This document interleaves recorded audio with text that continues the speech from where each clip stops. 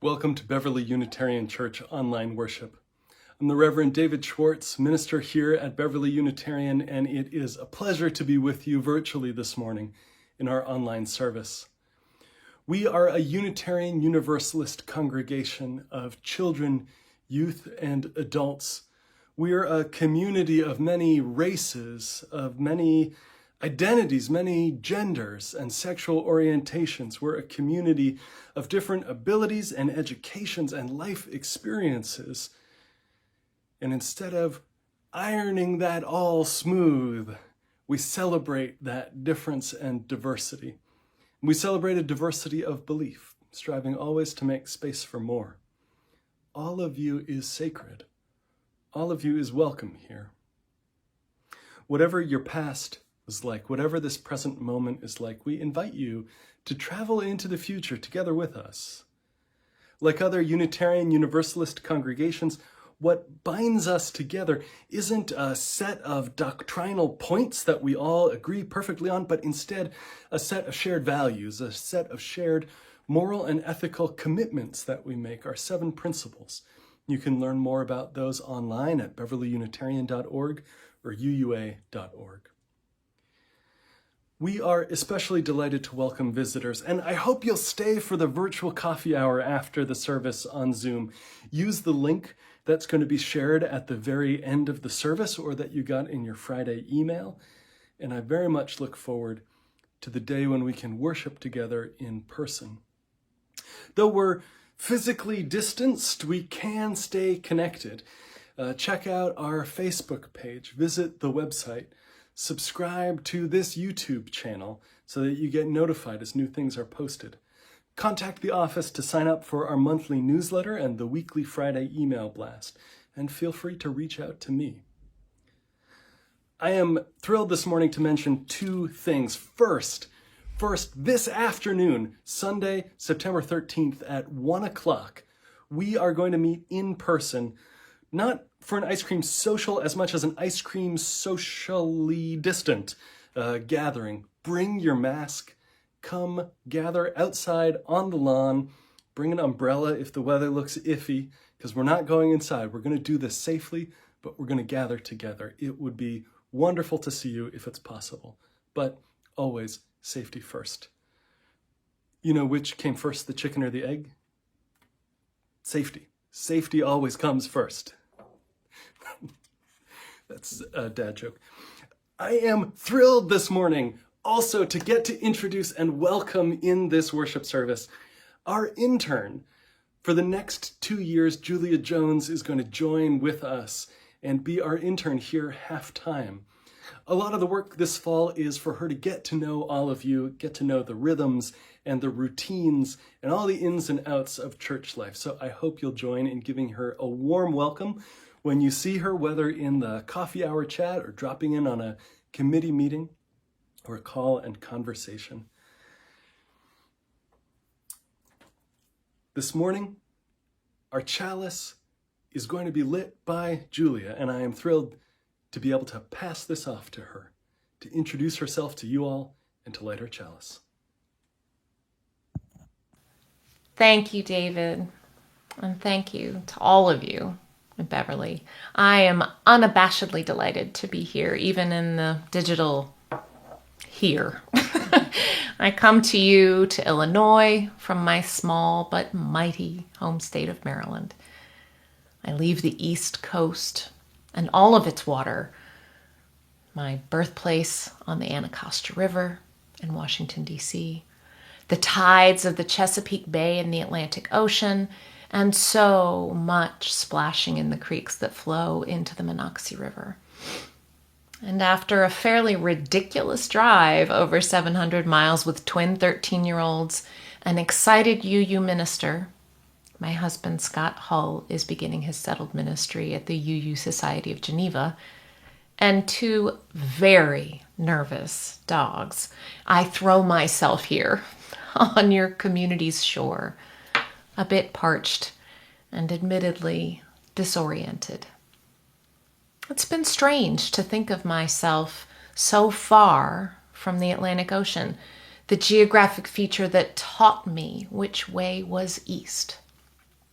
and that taught me so many lessons about when to dive under the waves and when to ride them out.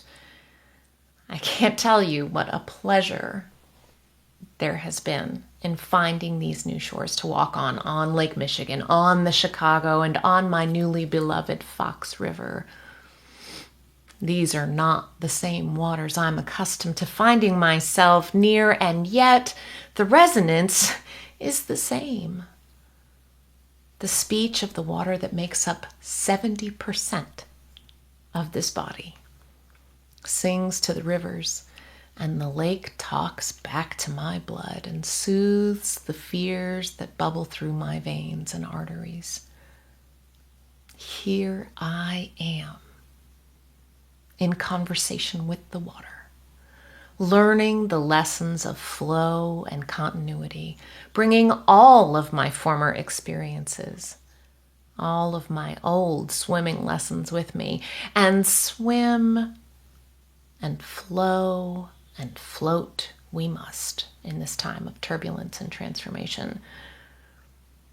As we light our chalice today, I think of it as a lighthouse, a beacon, a sign of our continued shining for those who are struggling to find a footing, to find new shores.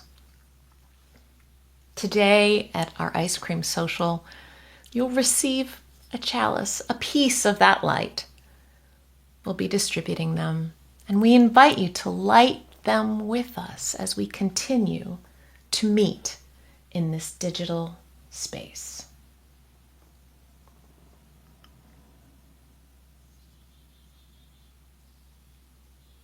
May this chalice and all of our lights burn brightly enough to bind us in the days to come, and may they fill your heart with hope as we continue to ride the waves together.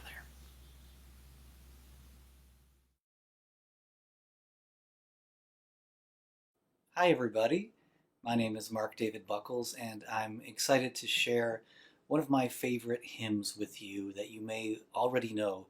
It's Peace Like a River. And one of the things that I love about this song, this hymn, is that it's not all happy. It acknowledges the many things that we're feeling and that we can have complicated feelings. We can hold pain and joy at the same time, and that's okay, and even that can be worth celebrating, that we feel those things. So I love that we sing about having peace like a river and pain like an arrow and strength like a mountain. And in the end, we return to this idea of peace, that we always have the ability to tune back into that peace like a river in our souls. And when I think of a river, I think of the fact that no matter what, it just keeps going. I hope you'll sing Peace Like a River with me. If you don't know it, I think you'll pick it up really quickly. It goes like this. I've got peace like a river. I've got peace like a river. I've got peace like a river in my soul. I've got peace like a river. I've got peace like a river. I've got peace like a river in my soul. I've got joy like a fountain. I've got joy like a fountain. I've got joy like a fountain. I've got joy like a fountain in my soul. I've got joy like a fountain. I've got joy like a fountain. I've got joy like a fountain in my soul. I've got love like an ocean. I've got love like an ocean. I've got love like an ocean. I've got love like an ocean in my soul. I've got love like an ocean. I've got love like an ocean. I've got love like an ocean in my soul. I've got pain like an arrow. I've got pain like an arrow. I've got pain like an arrow. I've got pain like an arrow in my soul. I've got pain like an arrow. I've got pain like an arrow. I've got pain like an arrow in my soul. I've got tears like the raindrops. I've got tears like the raindrops. I've got tears like the raindrops. I've got tears like the raindrops in my soul. I've got tears like the raindrops. I've got tears like the raindrops. I've got tears like the raindrops in my soul. I've got strength like the mountain. I've got strength like a mountain. I've got strength like a mountain. I've got strength like a mountain in my soul. I've got strength like a mountain. I've got strength like a mountain. I've got strength like a mountain in my soul. I've got peace like a river. I've got peace like a river. I've got peace like a river. I've got peace like a river in my soul.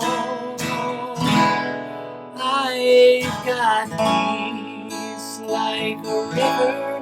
I've got peace like a river. I've got peace like a river in my soul.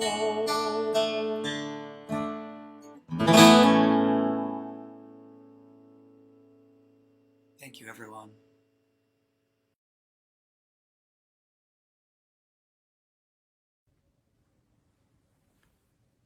Friends, will you join me in the words of our covenant, the commitment that we make to each other about what it is we're doing here, why we gather, who we're becoming, and who we are.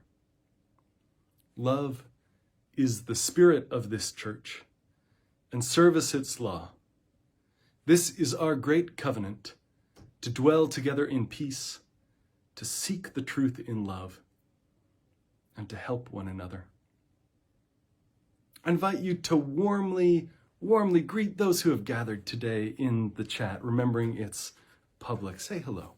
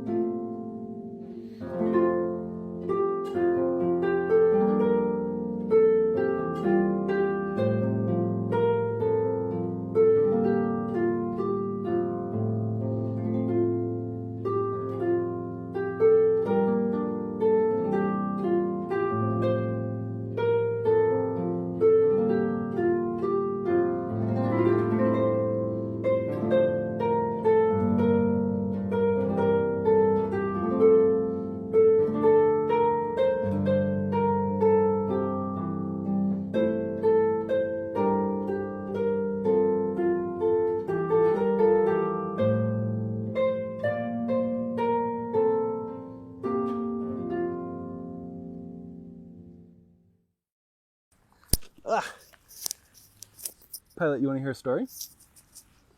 Oh, yes, story time. Okay, here we go. All right, down. There you go. Here we go. There's no pictures this time, Pi, but I'll tell it to you. Oh, you make an excellent table, too. I heard this told as a Sufi story. I don't know if it really is. A stream, from its course in far-off mountains, passed through every kind and type and description of countryside and terrain, and at last it reached the sands of a desert. And just as it had crossed every other barrier, just as it had gone over boulders and through forests, it tried to cross this one, but it found that as fast as it ran into the sand, its water disappeared. It was convinced, though, that its destiny, its goal, its purpose was to cross this desert. And yet there was no way. And now a hidden voice, a voice coming from the desert itself, whispered to it. It said, "The wind crosses the desert. The wind crosses the desert, and so can the stream." It said, by hurling into the sand in your usual way, by doing the thing that you're used to doing, you can't get across, you're going to disappear. Best case scenario, you become a marsh. You don't make it across, though. But the wind can carry you over to make it to your destination. "How can this happen?" says the stream. "This makes no sense. I am a stream. It is wind." It had never been absorbed before. It didn't want to lose its identity, its individuality. It didn't want to change the way that it had always done things.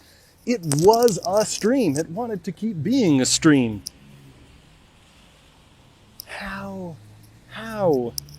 How can I lose what I'm used to and then regain it again? How can I let go of what I've always been and then find myself again once I've done that?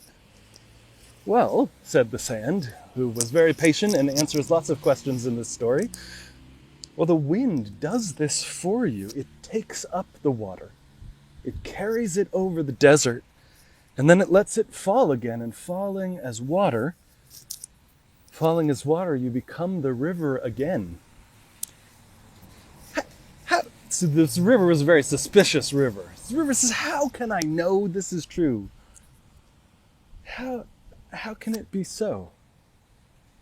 Well, the desert said, "Look, I mean, maybe not, right? But best case scenario, if you don't give it a shot, is that you become a quagmire. I mean, best case scenario, if you don't try this wind thing, you become a swamp. And you never cross the desert. Swamps don't go anywhere. They sit around being swamps." Stream said, but this means I can't stay the same stream that I am right now. This means that I have to transform and untransform. I mean, the stream that I'm going to be on the other side of this desert is not going to be the stream that I am right now. This unbroken chain from way up in the mountains all the way to here. "Look," said the sand, "look, you can't stay the way you are. In either case, no matter what happens, you're going to be transformed. You can't brute force your way across the desert." The sand said, "Look, stream, you're getting yourself confused about what you really are and what you're really about deep in the heart of yourself. You think of yourself as being the stream, but that's not really what you are deep down. What you are is water, all come together. Water and motion." And when it heard this, certain echoes started to arise in the deepest memories of the stream. And dimly it remembered some state of being when it was held in the arms of a wind. It remembered that what it really was water in motion, not water running between two banks. And so the steam rose into vapor, rose into the welcoming arms of the wind, which gently and easily bore it across the desert and along. And on the far side, at the roof of a mountain, it fell softly, gently.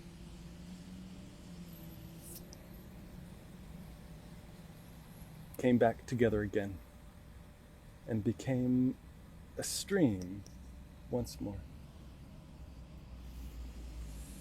The stream became a stream once more. What do you think about that, Pilot? What do you think? He keeps his own counsel about most things except dinner. This is the moment that we're in, though.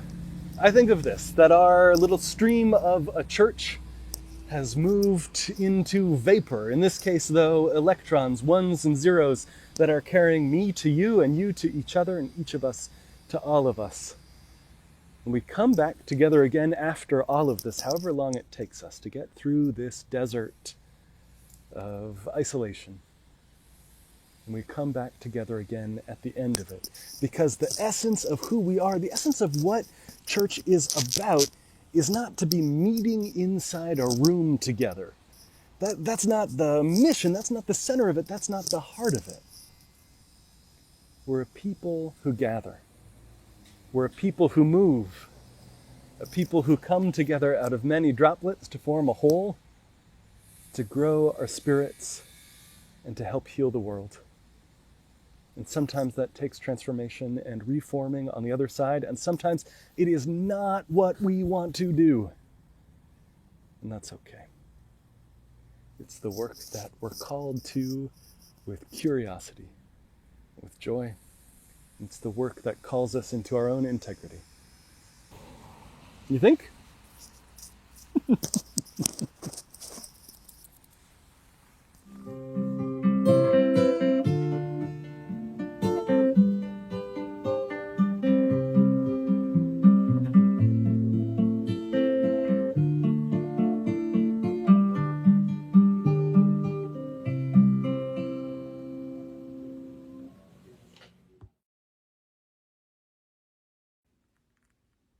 Friends, will you take a breath with me?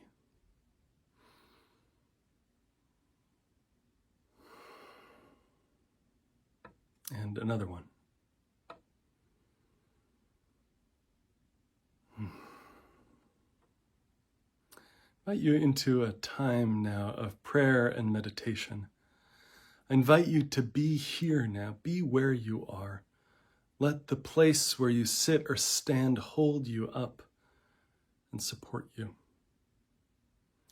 Our words for meditation this morning are a poem by Adri Kusserow called Mary Oliver for Corona Times, thoughts after the poem Wild Geese, which we've heard here before. The poet writes this: "You do not have to become totally Zen. You do not have to use this isolation to make your marriage better, your body slimmer, your children more creative. You do not have to maximize its benefits. By using this time to work even more, write the best-selling Corona diaries, or preach the gospel of Zoom, you have only to let the soft animal of your body unlearn everything capitalism has taught you, that you are nothing if not productive, that consumption equals happiness, that the most important unit is the single self, that you're at your best when you resemble an efficient machine. Tell me about your fictions, the ones you've been sold, the ones you sheepishly sell others, and I will tell you mine. Meanwhile, the world as we know it is crumbling. Meanwhile, the virus is moving over the hills, suburbs, cities, farms, and trailer parks. Meanwhile, the news barks at you, harsh and addicting, until the push of remote leaves a dead quiet behind, a loneliness that hums as the heart anchors. Meanwhile, a new paradigm is composing itself in our minds, could birth at any moment if we clear some space from the same tired hegemonies. Remember, you are allowed to be as still as the white birch, stunned by what you see, uselessly shedding the coils of paper skins because it gives you something to do. Meanwhile, on top of everything else you're facing, do not let capitalism co-opt this moment, laying its whistles and train tracks across your weary heart. Even if your life looks nothing like the Sabbath, your stress boa constricting your chest, know that your antsy kids, your terror, your shifting moods, your need for a drink have every right to be here and are no less sacred than a yoga class. Whoever you are, no matter how broken, the world still has a place for you, calls to you over and over, announcing your place as legit, as forgiven, even if you fail and fail and fail again. Remind yourself over and over, all the swells and storms that run through your long, tired body all have their place here, now, in this world. It is your birthright to be held deeply, warmly in the family of things, not one cell left in the cold.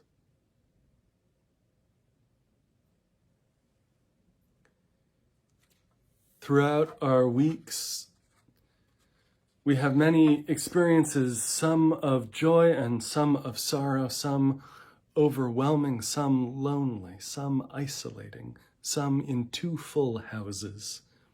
This is the time in the service where we share those joys and concerns of the past week. As a community, we make this commitment to each other that we're not going it alone, but we're trusting our lives, our hopes and our fears, our joys and our sorrows into each other's care. So I invite you, as the music begins, in the chat box, to write briefly whatever it is, that joy or sorrow that you carry on your heart today, or to type I, as if you're raising two fingers silently.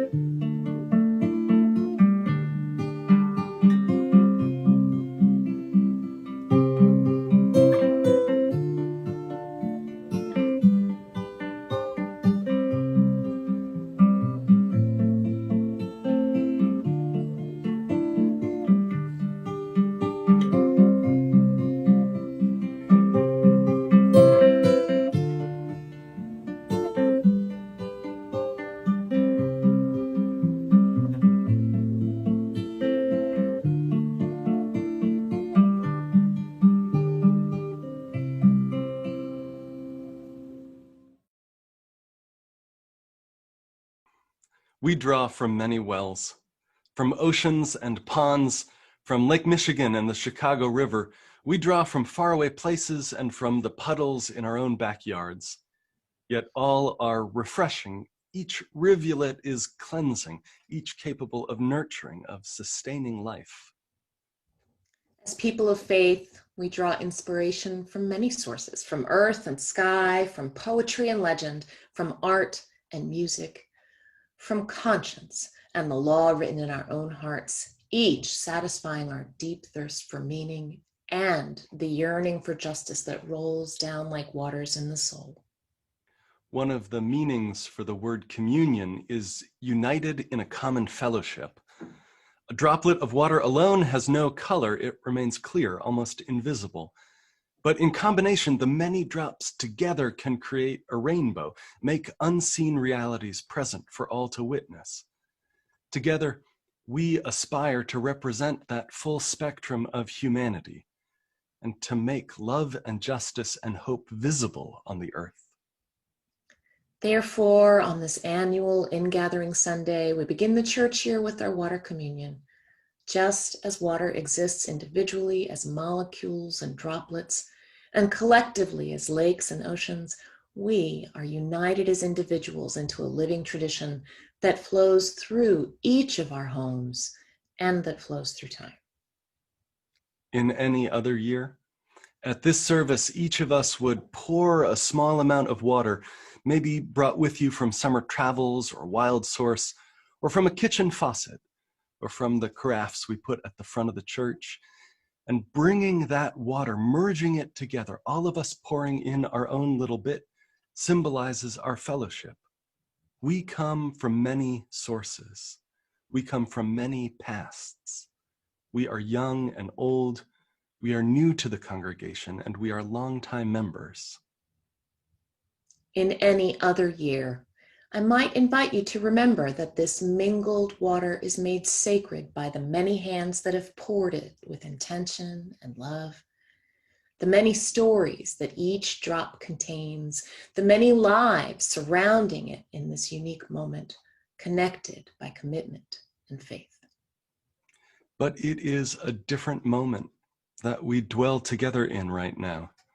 We can't gather physically for this annual ritual, but like the river crossing the desert, we've changed our forms, cast ourselves into the wind, individual droplets, trusting that we are still a part of the whole, trusting that we will condense, that we will be the river again on that far side.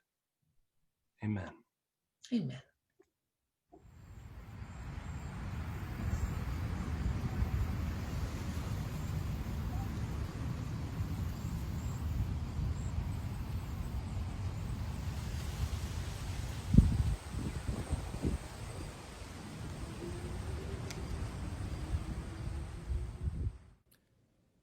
Dumb sparrow spiro. Dumb sparrow spiro. While I breathe, I hope. Robert Givens put the motto into stained glass when he built the castle in 1886. While I breathe, I hope. This is not what we signed up for. This isolation, this social distancing stretching on month after month, in an empty house alone, or maybe in a much too full house trying to manage kids online and still somehow work yourself. This is not what we signed up for. A year without hugging friends. A year without shaking hands with newcomers. A year without breaking bread together. This is not what we signed up for. 185,000 COVID deaths in this country so far. And every life transformed, upended. It's hard. There's no way around that. Most years, our ingathering water service feels to me like we as a community have just reached the top of the roller coaster. Most Septembers, I feel a rush of excitement as we climb into our roller coaster cars of church and school and life and buckle up and flip down our safety harnesses and take off for the year, sometimes with more gravity-defying loops, more G-force than we want. Everyone gathers back together again after various sorts of summer breaks or summer quiet, and there's a hum of energy in the room when we meet, and this year is different. It's just plain harder, even if it's the right thing to stay separate and to stay safe on a Sunday morning. We board this year's roller coaster facing and naming the reality of the present moment, woven out of threads of uncertainty, of loss, unavoidably difficult. But we also climb into those roller coaster cars this year as a people of steady hope. When you learned that the turrets of the castle were going to crumble, you didn't give in to an easy pessimism. There was a really easy pessimism waiting for you. There's nothing we can do. This place is falling apart. Get out while the getting's good. You could have done that, and you didn't give in to a naive optimism. You could have said, don't worry, it's gonna be fine. We don't need to do anything with the turrets. We'll put those bands around the stones. They probably won't fall down. I think we'll be fine. You didn't do either of those things. Instead, you rolled up your collective sleeves and you went to work as one body together. You could imagine a way through disaster. You could imagine a path and then steadily work your way down it, letting go of what the outcome was or holding it lightly, and instead just doing the next right thing, one after another, steadily following the markers that hope laid out in front of you. And now, as I say these words, the turret repair work is done. It's all put back together again.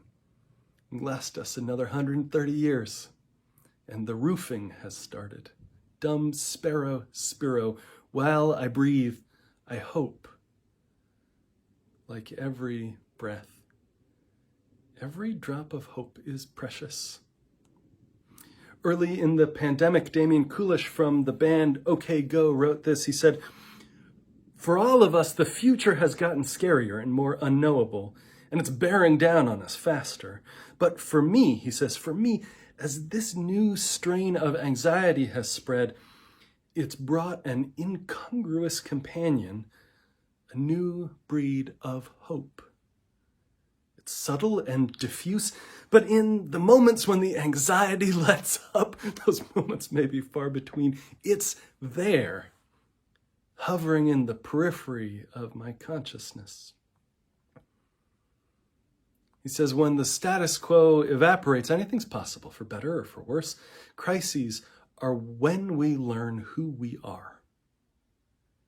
We reinvent ourselves without that old frame of reference, and our best and our worst impulses struggle against each other anew, and while our darkest fears become real, so do our wildest hopes. Change is not only possible, we're swept away by it. And so inspired, he and his bandmates, working separately in their homes, wrote and recorded a song all together now, borrowing a metaphor from the author Rebecca Solnit, who suggests that society is, for the moment, liquid in a chrysalis, like the caterpillar that's woven its chrysalis, and whose body then dissolves and reforms into the thing that it becomes. The songwriter says, what I feel too with all of you. He says, the idea that some good may come from this time of overwhelming tragedy is a light in the dark right now. We're not delusional. We don't think optimism or compassion alone will get us through this tragic pandemic, nor do we think the better angels of our nature are predestined to be victorious. But as we wrestle with anxiety, every drop of hope is precious. While we breathe, we hope, not with a naive optimism or an easy pessimism, but with steady work, day by day, breathing in, breathing out, dissolving and reforming into something new, transformed, crossing the desert together. Amen.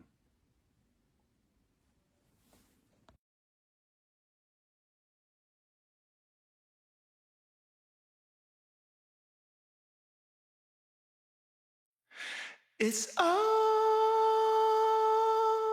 still the same. Everything's untouched, but forever changed. Oh, we're all still the same. Everything's untouched, but forever changed.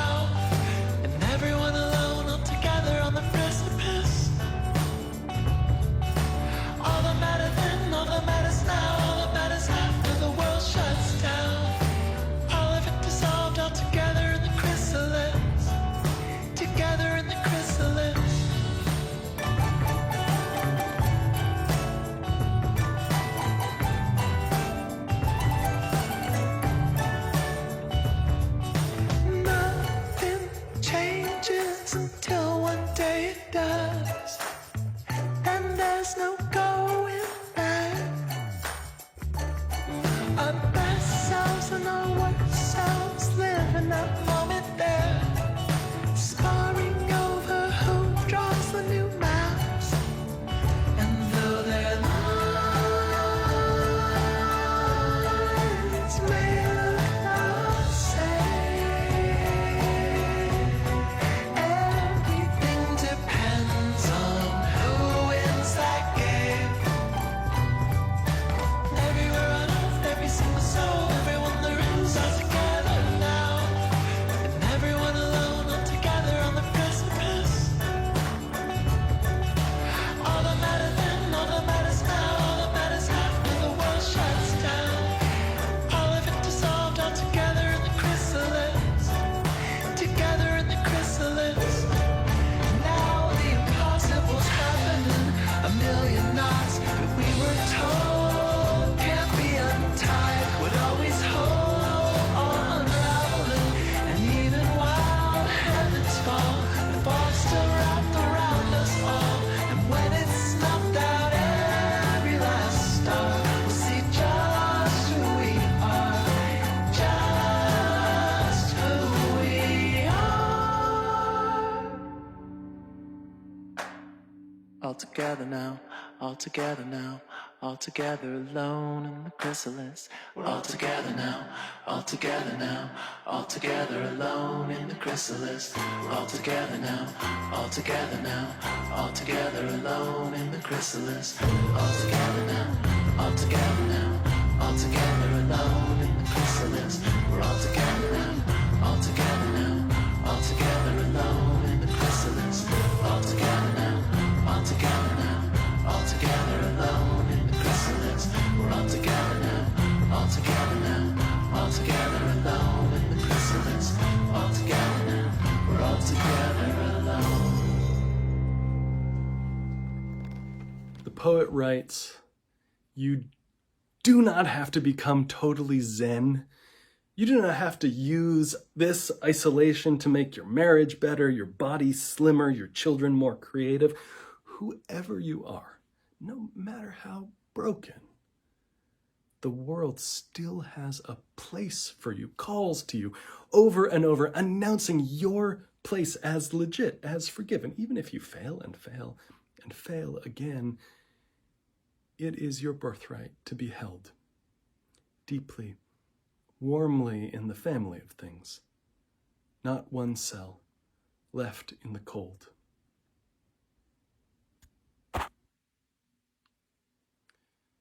Will you join me in these words for extinguishing the chalice? In the quietness of this place, surrounded by the all-pervading presence of the holy, my heart whispers, keep fresh before me the moments of my high resolve, that in good times or in tempests, I may not forget that to which my life is committed. Keep fresh before me the moments of my high resolve. Our worship ends and our service begins. Go in peace and amen.